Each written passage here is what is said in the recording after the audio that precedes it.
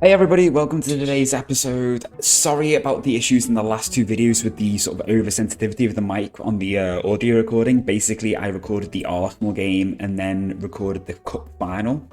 And then I went to edit the Arsenal game and then realised that the audio was awful. Basically, it was just too sensitive, there was too much feedback. I've tried fixing these audio issues previously where we've either had too much background noise, but then when I've tried to reduce that, it's then caused mic drop off, like pickup drop off. I've really tried to dig deep into the OBS audio settings and hopefully it's working a lot better now. There's still little bits of tweaking that I want to do to really try and enhance the sound, but hopefully it's nothing that's going to fundamentally detract from the audio in today's episode. So we've got two games today going into the episode. So we've got a game against Stancom and a Champions League game against Liverpool. We have completely overhauled the tactic, essentially.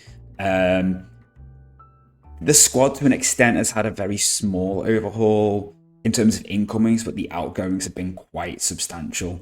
We've had a very impressive start to our league campaign. We've played two Champions League games. We've drawn one and lost one, so really a little bit disappointing, but nothing to be too disheartened about at the moment, I don't think, considering the teams we've played, and you'll see what I mean very soon. But transfers have been big. The new tactic that we've created is working phenomenally well in the league, better than the 4-2-3-1 that we used, but still a little bit undecided on it in the bigger games, like in the Champions League, but we'll see. Let's go. Let's have a look at the episode. I've waffled on for long enough, as ever, as we always know that I tend to do.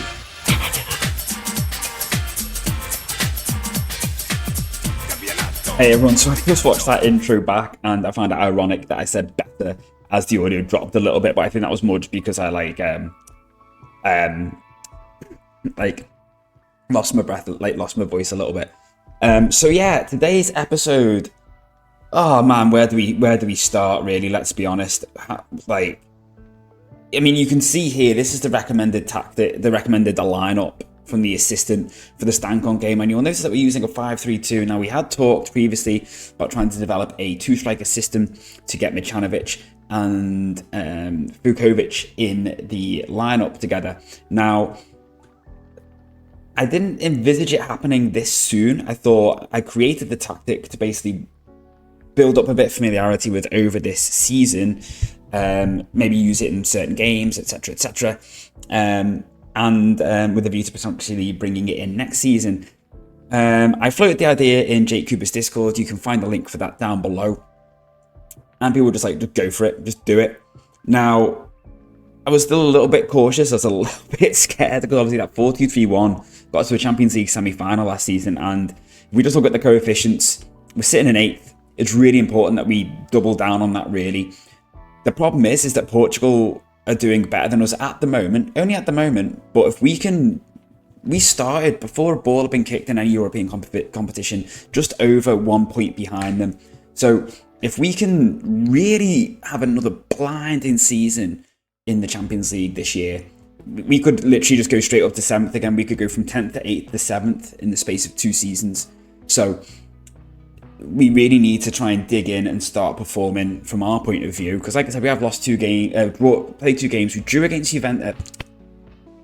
Arsenal away from home and lost away to Juve. The Juve game, there's a bit of a caveat for that. I'll just touch on that now, because as you can see, we didn't really deserve anything from this game. If we look at the stats, they were by far the better team, but you will notice that in our lineup we had Jihan, but he I think he got injured in this game. We didn't have Tugar, he was injured, and we didn't have Costas because he was injured. Now, Jihan wasn't settled. He is currently happy to stay at the club, but we can't offer him a new deal yet because there's still interest in him.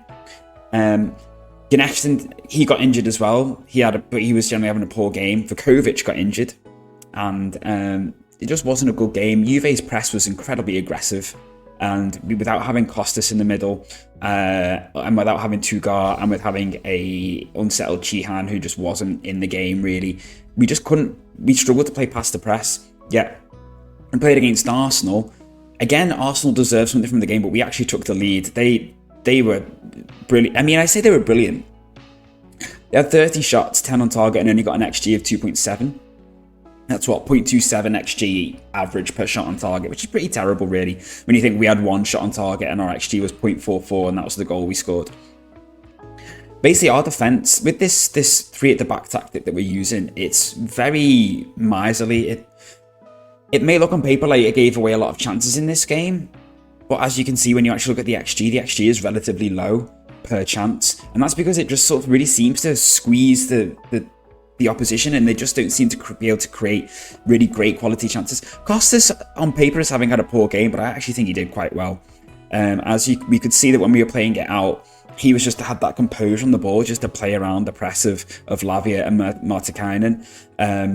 So it worked quite well in that regard. Just touch on the Champions League, we are playing Liverpool today, and then we've got Wolfsburg, Vitesse, Chelsea, Mainz and Galatasaray. So I think if we can get past this Liverpool game, if we can get a win, this is our first home game in the Champions League against a Liverpool team who are 10th in the Premier League. They're not doing very well. They had this last season where they were flirting with sort of 15th, 16th, and then they did go on a bit of a streak and they ended up finishing 4th. But yeah, they're not doing brilliantly, so hopefully there's potential for us to get something from this game. But if we look back at the schedule, if we just look at the league, you'll see 2-0, 4-2, 2-0, 4-0, 4-1, 3-0, 6-0, 5-0, 2-0, 1-0, 3-0, 1-0, 5-1, 2-0. That's what, 4 goals conceded in the league all season so far. We are 44 goals for, 4 goals against, 42 points from 14 games, 14 wins, comfortably in the lead. Stankom and Vojvodina not doing great. Red Star also, I mean, I say not doing great. The real surprise has been TSC and Luciani actually currently leading the rest of the pack.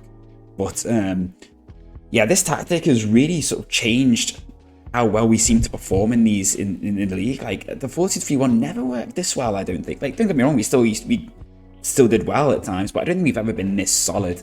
In terms of other European competitions, we've got Stankom in the Conference League as well as Vojvodina, and in the Europa League, we have just got Red Star, I believe. Yeah, we just got Red Star. TSC got knocked out in the Conference League qualifiers, so they didn't go through, and Red Star dropped down from Champions League into Europa League, and I think Stankom, either Stankom or Vojvodina dropped down from Europa League. I think it was Stankom dropped from Europa League into Conference League, which is fine because Stankom are usually quite a strong team. And obviously we're playing them today, so we're going to see how we get on. In terms of our other job, Serbian national job. So we are currently top in our Nations League group. We had a 4-1 defeat to Poland in the first game, which was really alarming.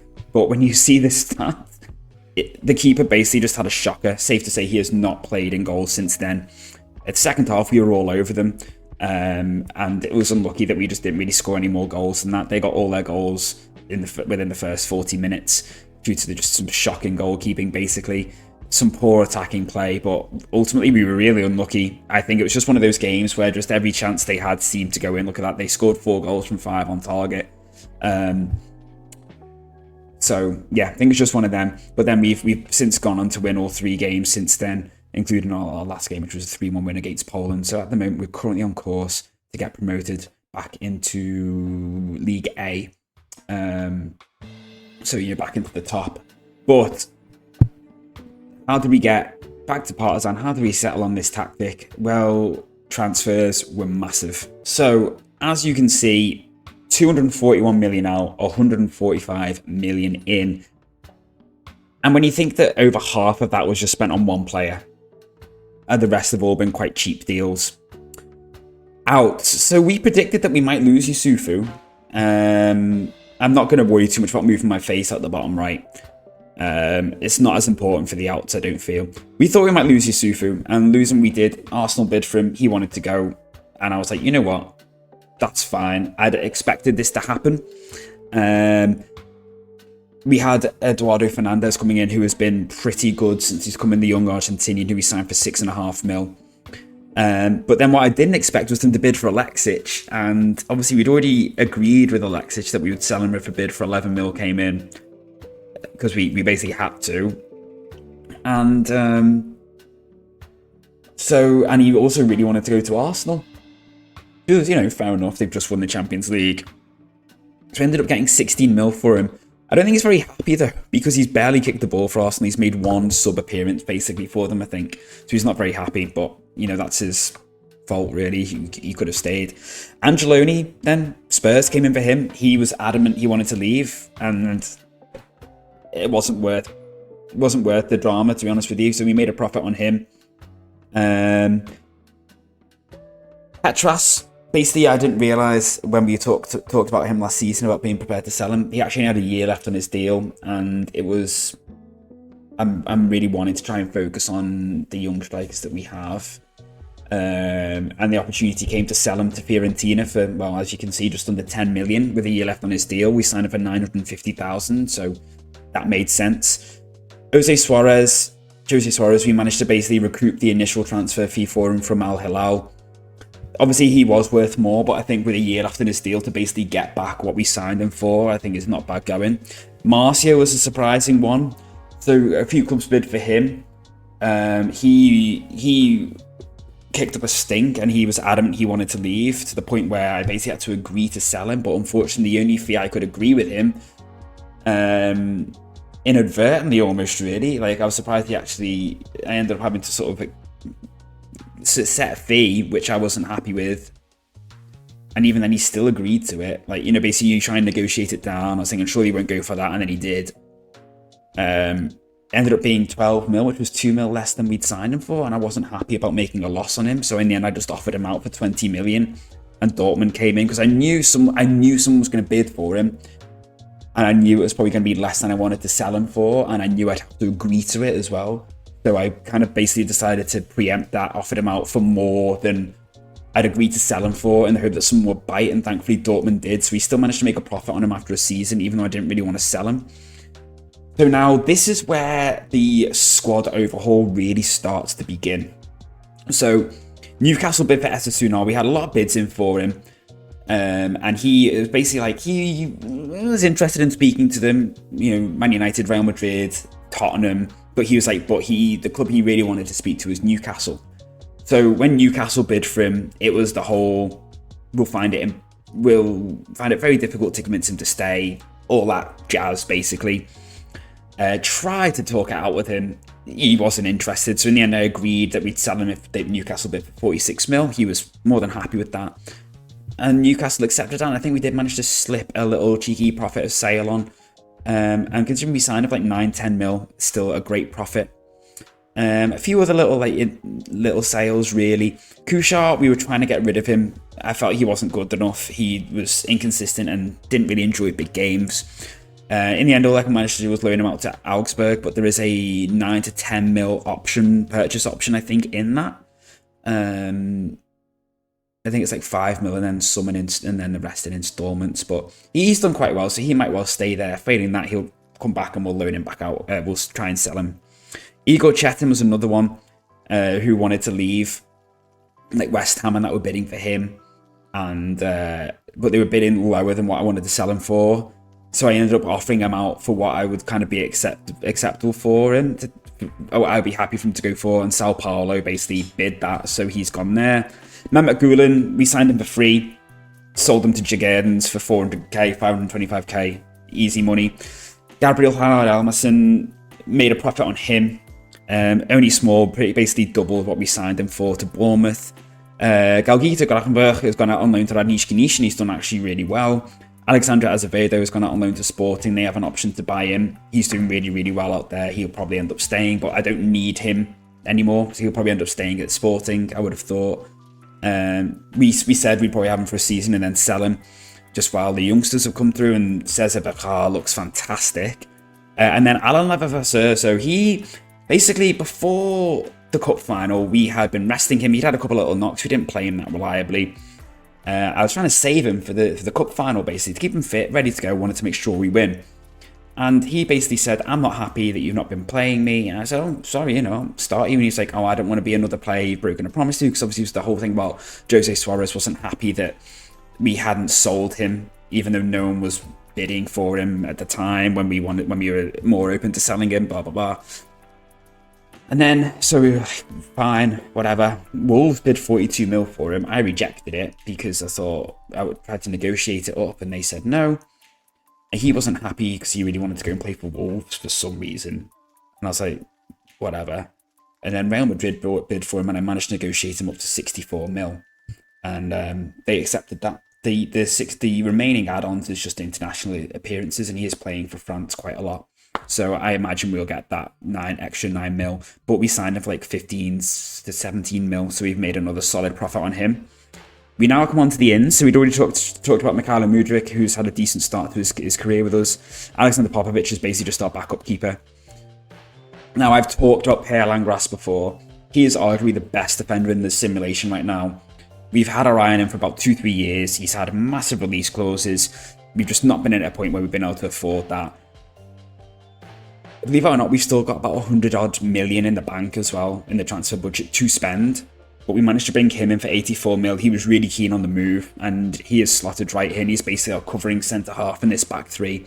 With that pace of 17, he has been brilliant. We signed another young defender who's really comfortable on both feet, Jeffrey Dahan.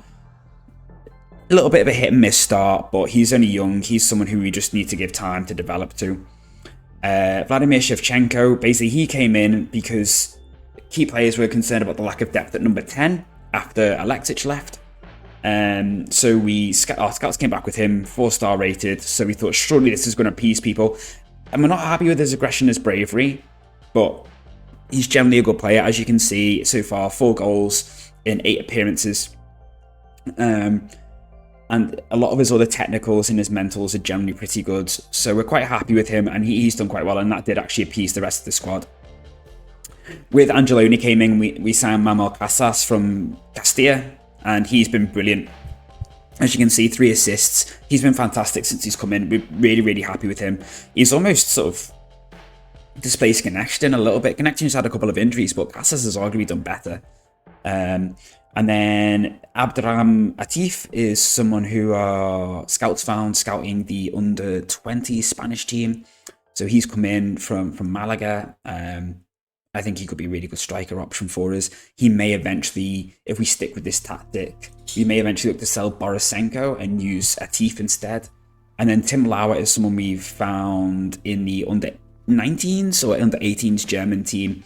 And we had to wait until the 1st of September. Basically, it's one of them where we couldn't buy him because he was under 18 and he didn't want to come to us. He'd rather continue his development at San Pauli, but he was open to a loan move. So we agreed a loan fee, a loan move with an option to buy, or a mandatory, no, option to buy because he didn't want to join us with a mandatory fee because he was under 18 at the time. But we still had to wait until he was 18 before he could join us on the 1st of September. But now we can just hit that fee if we want. I think he's a really good Castorani replacement. He's got that finishing that we like in that number 10 role, but he can also play as a playmaker quite easily. He's got really good sort of base stats, I think, so base attributes, so I think he could be a really good player for us. I don't think there was anything else that really went on at the end of last season. Oh, we'd already touched on Grassi. He's come in. I've not played him loads in the end because we've got quite a lot of depth at number 10 now. And then Mouad Asri is someone we found ages ago. When he was 15, scouting the French youth team.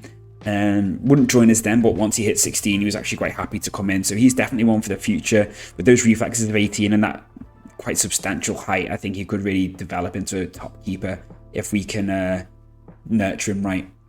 So for the Stancon game, we are going to rotate a little bit because we have got that big Champions League game coming up against Liverpool, but not massively, because even though Stancom are having a poor season by their standards, they can still obviously pose us a lot of problems. But I've also just seen that Podolski could probably do with not playing today.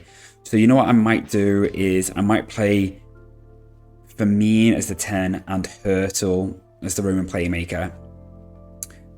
Yeah, I've also realised I've not really gone into this tactic that we've come up with, this 3-4-3, I guess we'll call it for sake of ease, but it's, you know, it's like a 3-5. They're classing it as a 5-2-1-2 DM AM. So I've tweaked it a little bit as we've gone on. We did initially have this as an inverted wing back, just to get them here while the ball winning midfielder maybe isn't as aggressive. Tried it the first game, didn't work great. tried it the second game as just as a wing back on attack, and Tugal got 2 assists and a goal in the first half. Excuse me, so that's why we settled with that.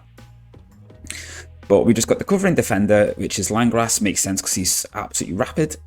2 attacking wing backs, a roaming playmaker as opposed to like a ball box to box or a deep liar, and then Sheehan as a ball winner, and then an attacking midfielder who we've got quite a lot of joy out of this role. Whoever's played there, be it Shevchenko, Mudryk, Vermeer, Hurtel. This was a deep lying forward.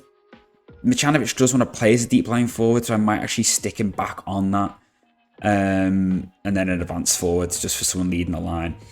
Low crosses, just because none of them are, I mean, they're decent in the air, but none of them are particularly tall.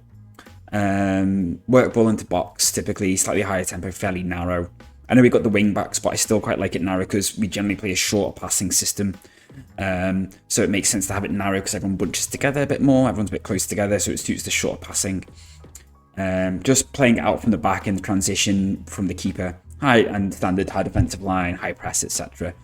Yeah, so like I said, it's quite a rotated team with the Liverpool game in mind. We have got, unfortunately, quite a few non-EU players in the 11, so it means like Mudryk and Shevchenko are actually having to sit out of this game for today because it allows us to play Borisenko, Bekar, who, like I said, has been really good since he come in. Let me show you his full profile. I hadn't expected him to be this good, really, so soon, but he is really, and as you can see, he's playing on the left-hand side. He's more natural on the left, but he's actually strong on his right foot, so he's a perfect left back, really, in some regards, because he's perfectly happy just to come inside and use his right foot. There's no weakness there, really. But this is the team we're going to go with for today, with some decent options on the bench. So, like I said, important that we try and rest people for this game before we go and play Liverpool. Like I said, Liverpool aren't doing great, and they've not had the best start, I don't think, to the Champions League either. Although they may have technically had a better one than us. I can't remember if they've won a game or not yet. But, yeah, definitely could be there. But something could definitely be there for us, I think. Oh, and it's a goal already for Villafane with a lovely assist from Sheehan off the corner.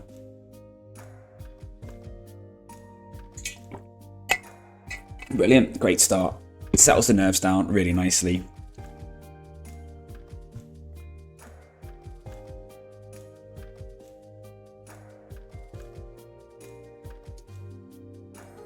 But as we know, Stancom can be a tricky customer.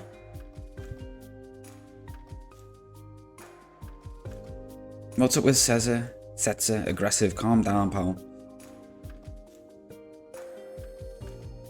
What's up with Hurtel? Apprehensive. I didn't even know what happened there. Was that a save from Fernandez? If so, it was the weirdest save I've ever seen, the way it like bounced all the way over to there. So let's see. He does save it, doesn't he? But he somehow pushes it. Well, I don't know how he managed that. Shame that we couldn't react quicker to the rebound.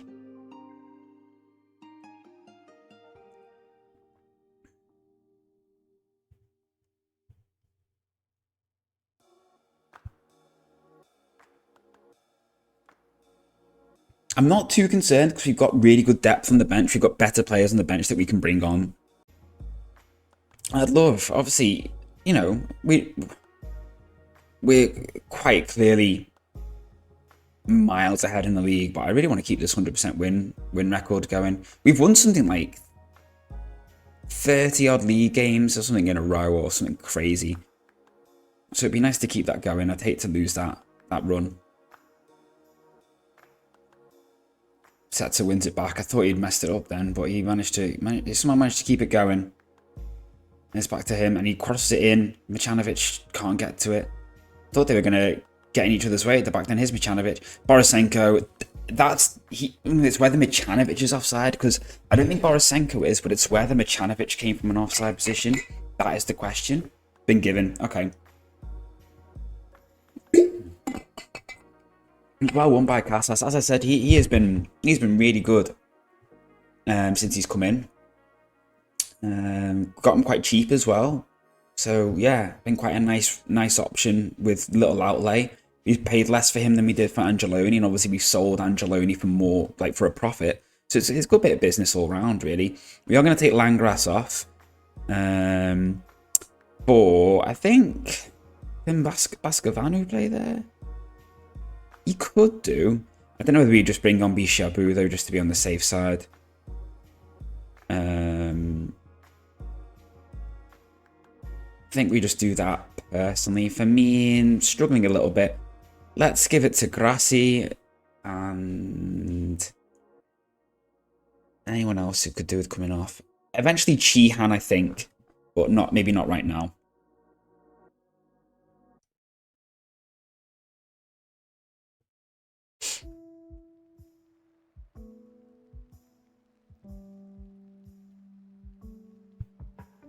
Okay, so we've got 20 minutes to go. Then we bring off Setzer, and then we will bring on Bascovenu for Setzer.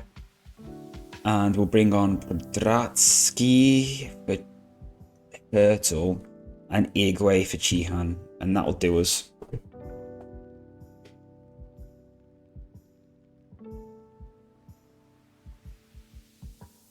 Lovely play from Casas.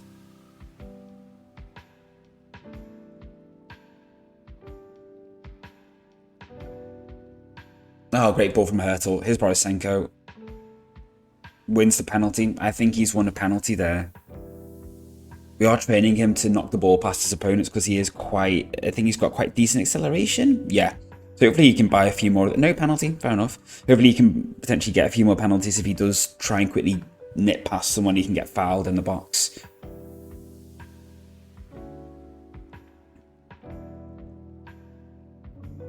Bishabu's come on and been booked already. Classic.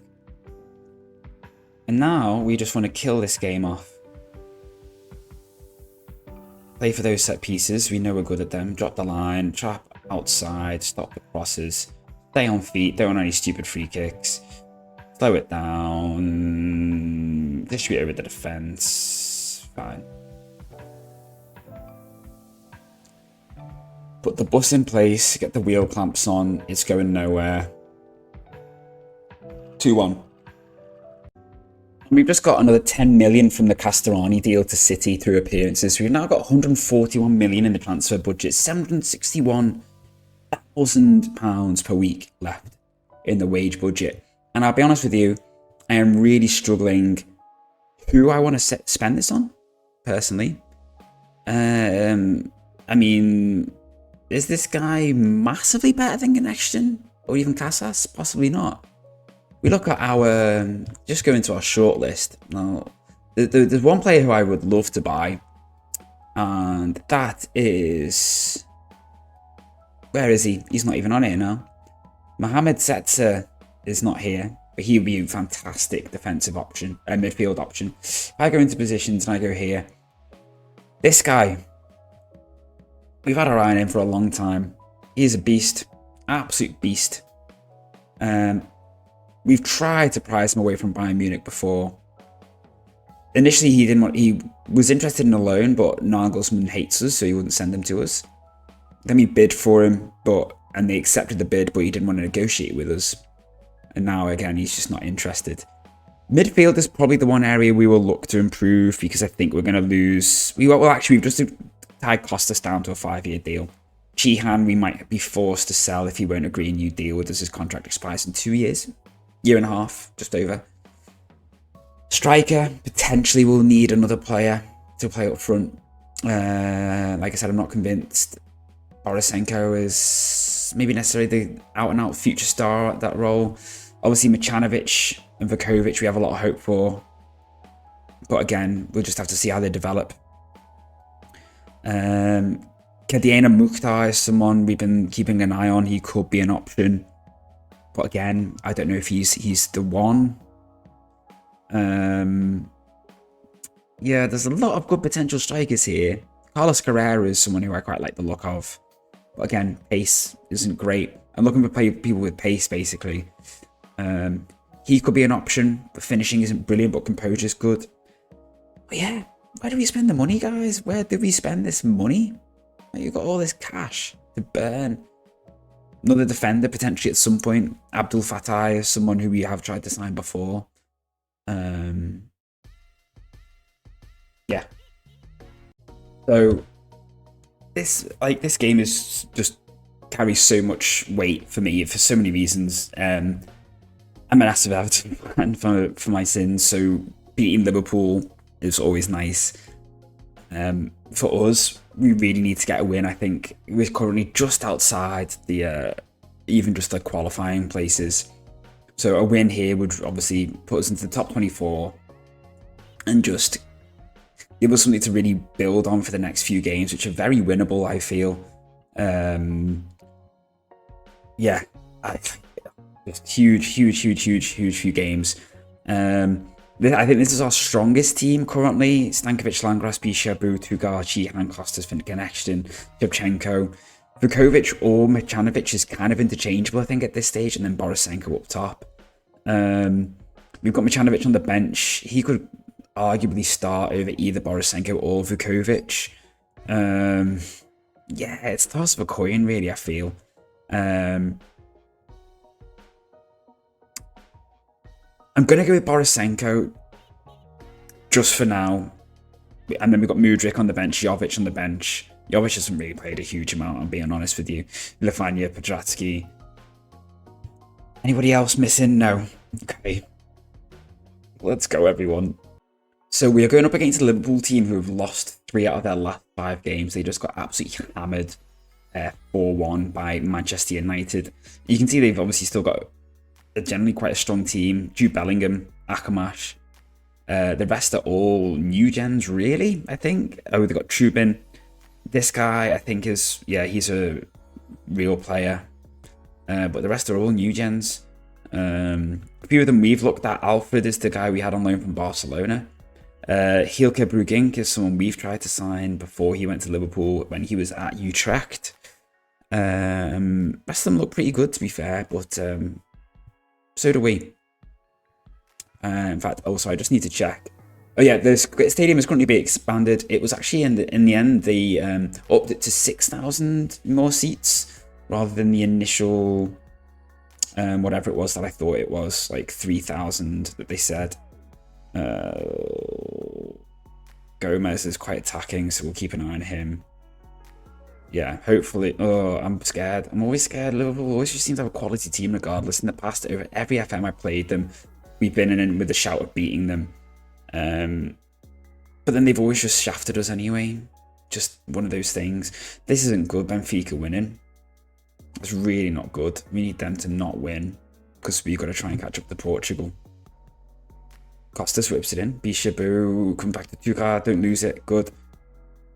Oh.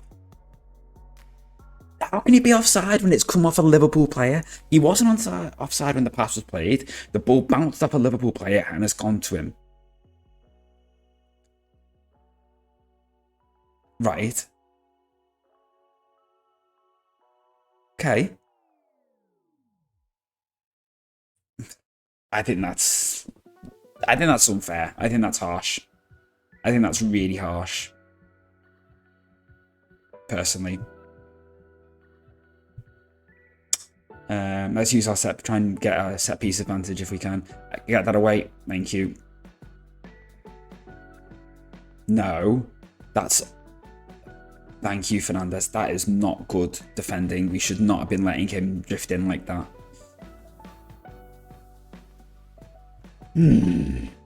So I've already earmarked Shevchenko as being the first sub, probably for Mudryk. He's not having a brilliant game. Borisenko might well come off. We might bring on Michanovic for him. Just have to see. Things are pretty even so far. Tight game.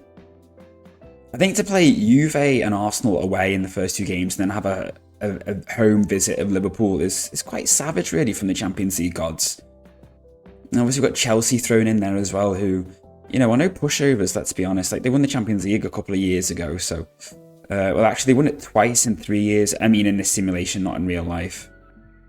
That was fortunate, because they just carved us apart there on the counter. I'm going to make some changes, because I don't like how easy that was, and I feel like we're just dropping off a little bit, losing a little bit of edge. Don't you be getting another yellow, Marcus? I know what you're like sometimes.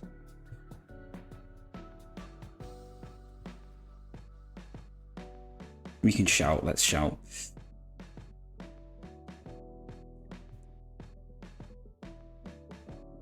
I'd be very annoyed if we can't get something out of this. Okay, Tugar is needing to come off. I think that's fair. Setzer can come on. He's a good player. I don't know if I'm pronouncing that right. Setzer Bakar. I'm not really sure.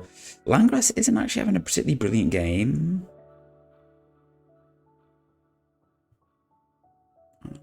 I might bring on Pedratsky.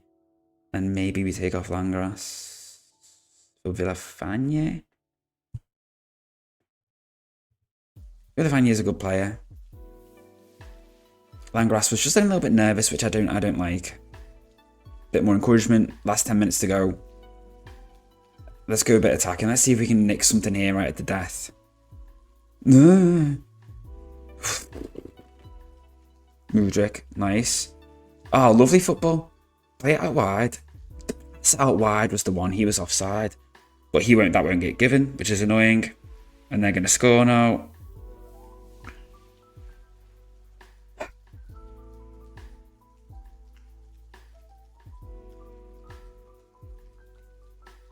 When that ball comes in, he's offside, which makes Villafanye challenge him. So he was interfering with play, so that should have been blown up. That should have been blown for offside.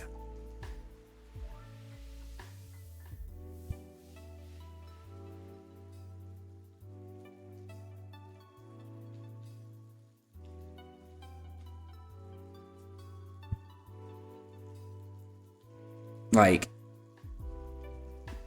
I'm pretty sure he was. So we can see here already he's incredibly offside. So yeah, Mudryk loses the ball. So the ball goes forward, and we know he's offside. Because Stankovic has just started coming back. We know full well he was in an offside position there. Can we?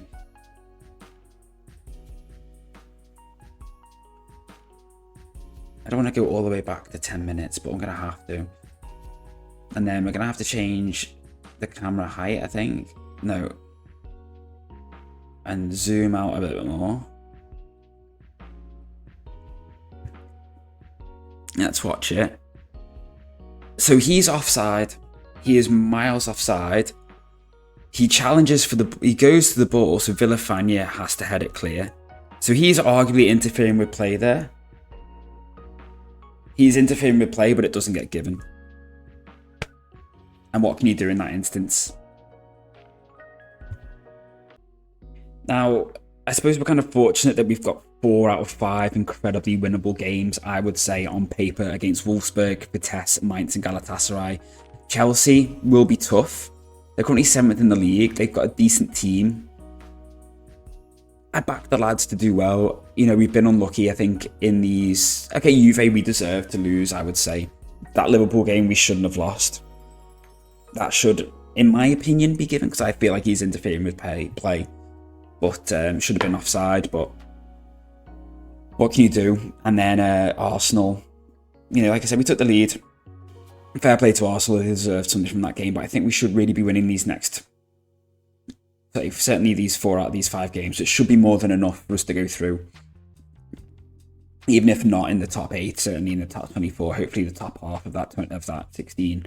But if we can get a win against Chelsea, even better, because that will...